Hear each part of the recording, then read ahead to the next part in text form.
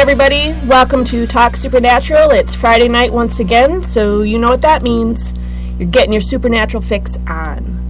So, with me again is my hubby, Scott. Say hi.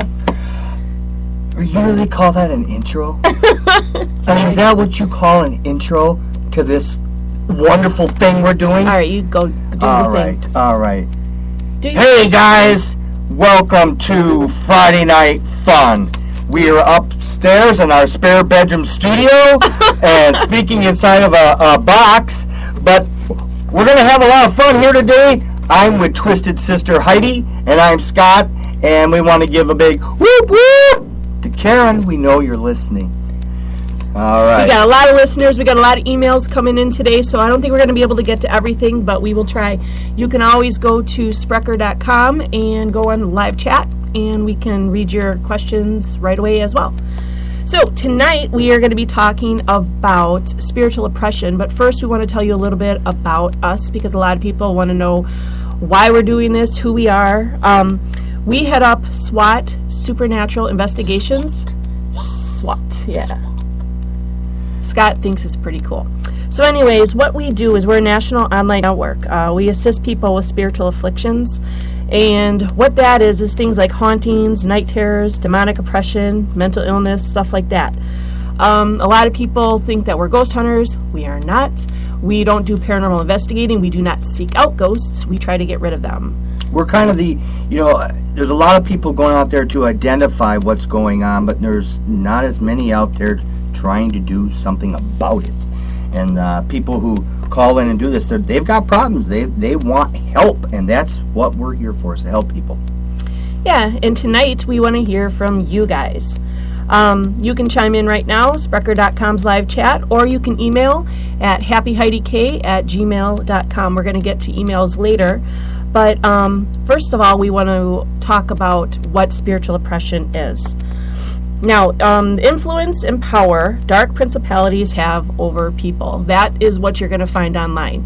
But it sort of underestimates what it really is. We've dealt with it with a lot of clients. In fact, most of our clients, I would say. Oh, yeah. So when you've got a haunting, it's not like what you see on TV, you see shadows and stuff and it's no big deal. These things continue to get bigger and bigger and bigger and cause a lot of problems. So, now, difference between ghost hunters, paranormal investigators, and us. What is that, Scott?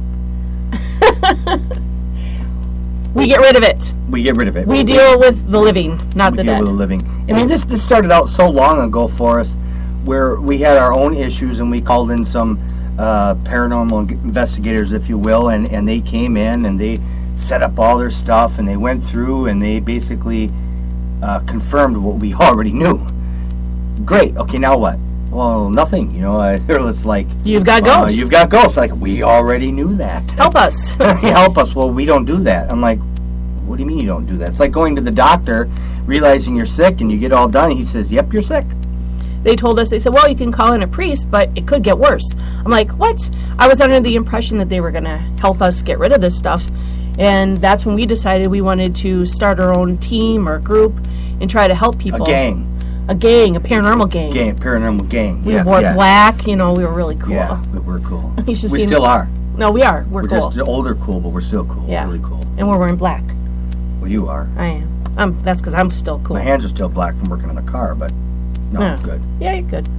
Well, people call us because they want help, and that's what we do. We don't go to investigate, seek out ghosts. We don't do EVPs. We don't... Although...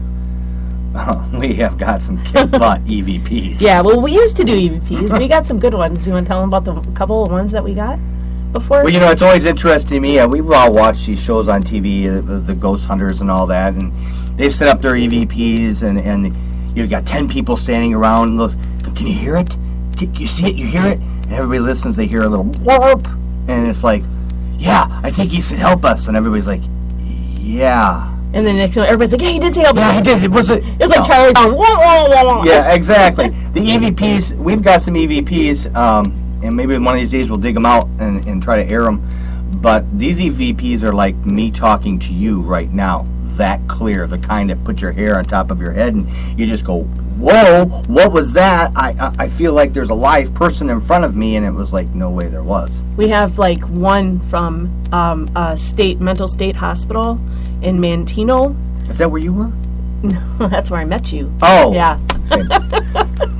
Tell them about Manteno. That was Manteno. That's your favorite EVP. I've got my favorite. The thing rocks, man. Tell your favorite. Then I'll tell mine. Oh, we're going to talk about it was the one where we, Manteno had been shut down for probably 30 years, and inside these buildings, really, there was nothing. There was no electricity, no water, no gas. Everything had been not only shut down, but removed. The buildings just hadn't been torn down. And anybody in the paranormal world that was in this area knew about Manteno, and you could go on your own special, go down there with a group of people. Well, after we went with a group of people, we decided to sneak back down there. Not that we'd ever do that. Never. But we'd sneak back down there in the middle of the night, and we actually set up a recorder and stuff. There were several buildings, and we just set a recorder in the building, and we left, and we went to another building. So remember, these buildings are 100% empty and have nothing in them. Just ceilings falling down, nothing. And then we picked up our stuff at the end of the day, and we went home and we listened to this stuff. And it sounded as though it was a day of business inside the hospital that day. We heard the dinner bells going off loud and clear. We heard the doctors being paged, nurses talking. It sounded like we were in the hospital the day it was operating. We went back and actually looked up this, because we actually heard the doctor's name. We actually looked at the last name, yeah. Yeah, we looked it up, and sure enough, he was a doctor there. And that was creepy. We talk about, what they call it, residual. Mm-hmm. Well, this certainly was residual, and it was wild. That was crazy. We don't really have an explanation how residual works. No. But yeah, we don't have all the answers. We know that it exists. Well, my favorite one was when we were helping a guy out in, I want to say, Oshkosh. And oh my gosh. Oh, that's so lame. And anyways, we were up there, and this guy definitely had something demonic with him because, long story, he was practicing Satanism and actually sold his soul to the devil, so he thought, when he was in the service. Years later, I think he was getting married, or he was married. He was married, had a couple kids. And they were experiencing the things that he had experienced years before, but he never shared it with them, and so he knew it was coming back to haunt his kids or whatever, stepkids. So we were there, we were praying with this guy, and among the many things that happened there, we had an EVP set up in the bedroom, which was upstairs. We were downstairs in the living room, and we were praying over this guy, and it took a while. It was very uncomfortable, but he was looking weird and acting weird. He ended up having 3 scratches that showed up on him while we were praying on him. And then when we got the EVP back, when we went back home, we were listening to it, and very clearly we heard, and I can't say the word, but the A word. It was like apple? Yeah, it was like apple, and it was so freaky and ugh. So I hope you all know what I really mean. But it was bad, and that was so demonic and so clear, and it was in a totally different room while we were praying on him downstairs. So it just shows that demonic things are around us all the time.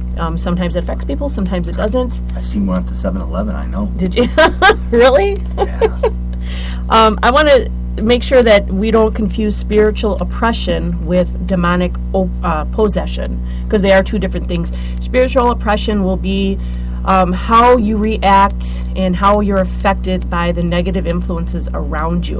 Like if there's evil spirits around you, you're going to feel that, and it's going to take a toll on you in different ways, whereas demonic possession actually takes over your body, and that's very rare. Happened to me once. No, yes, I know. I deal with it all the time with Scott.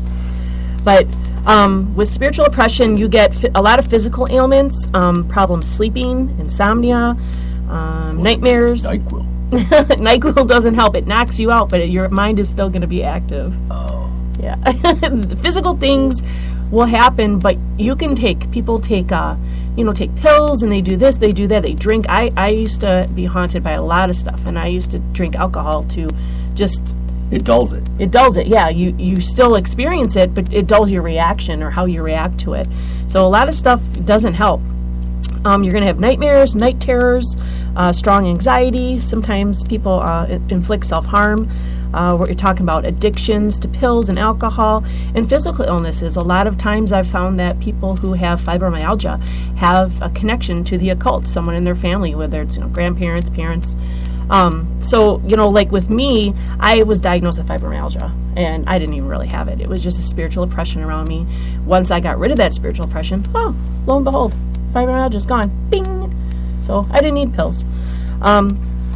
You also got mood swings in what's called a spiritual deadness, and that includes like hate towards God, or I just don't care about, things that normally would make somebody happy. Like you have a nice spring day and you could care less. You don't want to go. Spring day, that's today. Today is the first day of spring. Happy spring day. Boing, boing, boing. He is so lame. Emotional imbalance, like Scott was just displaying. You can have that, regular outbursts of anger, mood swings, up and down emotions, uncommon fear and paranoia, hopelessness, and then a lot of times just a string of bad luck. And people are like, gosh, like for the last month I've had this go wrong and that go wrong.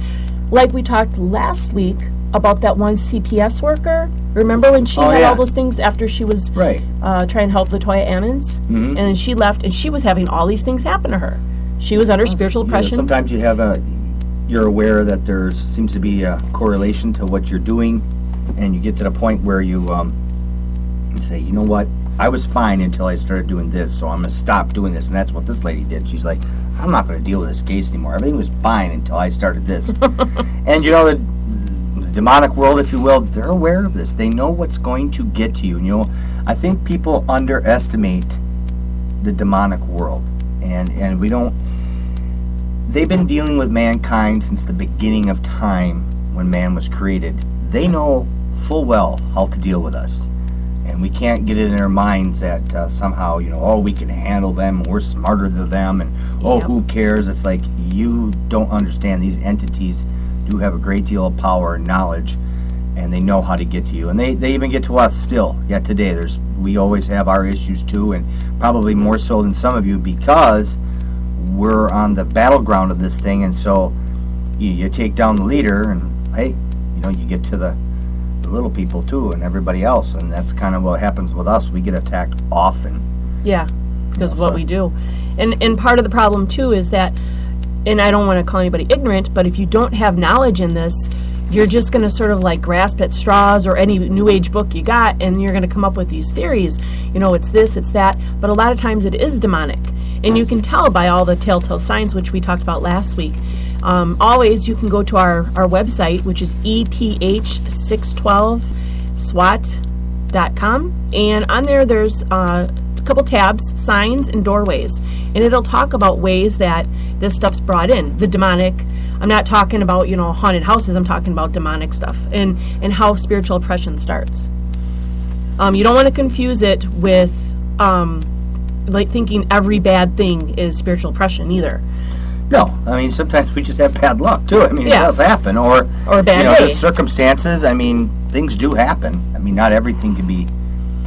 It's the little story of Satan sitting on the front stairs of the church, and he's upset and he's crying, and someone comes down and says, "Hey, Satan, what is wrong? Why are you so upset?" He goes, "They blame everything on me. I didn't do everything," and it's true. He didn't do everything. So sometimes you just have to say, hey, it's lemons, make lemonade, deal with it. Yeah, you can have bad luck, you can have a bad day, but that doesn't mean you're demonic.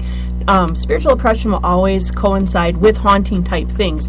So let's say you are having a bad week or whatever, and maybe you've got a headache and all that stuff. That doesn't mean it's demonic. But let's say you're having night terrors. Let's say you're seeing dark shadows at your house, or you're having cupboards or doors banging around, and you've got spiritual oppression stuff going on, then it looks like you might have something. So, it coincides together, it works together. Not too often you'll find someone who has like a haunted house or, haunted life, and they don't have this stuff. So they work together almost always. It's not one or the other. And I do want everybody to understand that we actually speak out of experience. We have dealt with our own dark shadows. We have dealt with our own things. Well, Scott didn't until he met me. Yeah.